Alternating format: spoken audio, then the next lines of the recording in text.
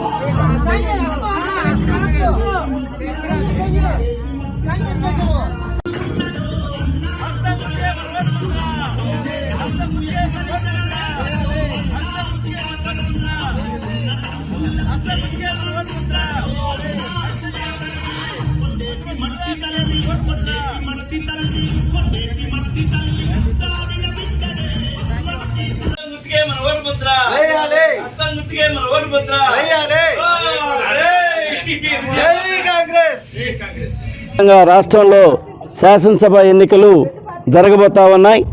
ఈ ఎన్నికల్లో ప్రధానంగా కమ్యూనిస్ట్ పార్టీలు, ఆపు పార్టీ బలపరిచినటువంటి అభ్యర్థులు కాంగ్రెస్ పార్టీ, ఇండియా కూటమి వారి యొక్క అభ్యర్థి కాంగ్రెస్ పార్టీ మీద కొండేపి నియోజకవర్గానికి పసుమతి సుధాకర్ రావు గారిని క్యాండిడేట్గా ప్రకటించడం జరిగింది. అదేవిధంగా ఒంగోలు పార్లమెంటు సభ్యులుగా ఈదా సుధాకర్ రెడ్డి గారిని ప్రకటించడం జరిగింది. కాబట్టి వాళ్ళిద్దరు ఎన్నికల గుర్తు హస్తం గుర్తు మీద ఓటు ముద్రనిచ్చే అత్యధిక మెజార్టీతో గెలిపించాలని కొండేపి నియోజకవర్గ పరిచయం. ఈరోజు రేపు జరగబోయే ఎన్నికల సందర్భంగా కొండేపి నియోజకవర్గం కాంగ్రెస్ పార్టీ అభ్యర్థి పసుమతి సుధాకర్ రావు గారు కాంగ్రెస్ పార్టీ తరఫున పోటీ చేస్తున్నాడు.